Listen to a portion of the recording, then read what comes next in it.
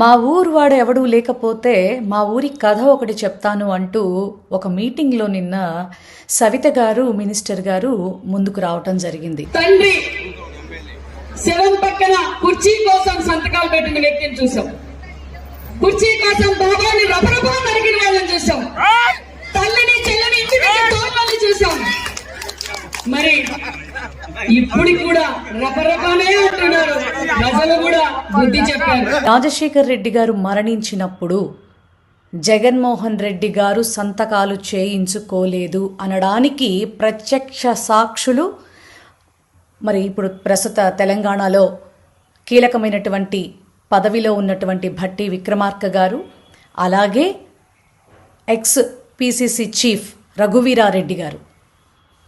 వారే పబ్లిక్గా ఇది ఏమాత్రం జగన్మోహన్ రెడ్డి గారికి తెలియదు, రాజశేఖర్ రెడ్డి గారి తనయుడిగా కాంగ్రెస్ పార్టీని నడిపించేటటువంటి నాయకుడిగా వారి తనయుడు జగన్మోహన్ రెడ్డి అయితేనే బాగుంటుంది అని ఎమోషనల్లీ మేం తీసుకున్నటువంటి డెసిషన్ తప్ప ఆ బిడ్డకి తెలియదు అని నొక్కి వక్కాణిస్తున్నప్పటికీ కూడా వక్రభాషం చెప్తున్నారు సవిత గారు.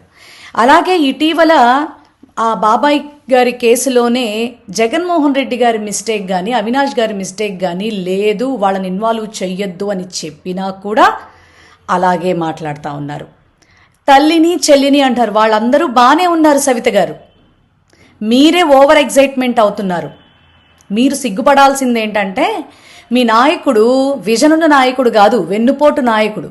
దాన్ని బట్టి సిగ్గుపడాల్సినటువంటి పరిస్థితి. ఎందుకంటే పార్టీ ఆయన సొంతది కాదు, రామారావు గారి దగ్గర నుంచి లాక్కున్నారు, అలాగే ఆయన మీద చెప్పులేయించారు, అలాగే ఆయన మరణానికి కారణమయ్యారు, అలాగే మరి పదవీకాంక్షే లేదు అని చెప్పారు కదా. పదవీకాంక్ష లేకపోతే ముగ్గురు ఏకమై ఒక వ్యక్తి మీద దండెత్తి రావాల్సినటువంటి కర్మే వచ్చిందని ఆంధ్ర రాష్ట్ర ప్రజల పక్షాన మేము అడుగుతా ఉన్నాం.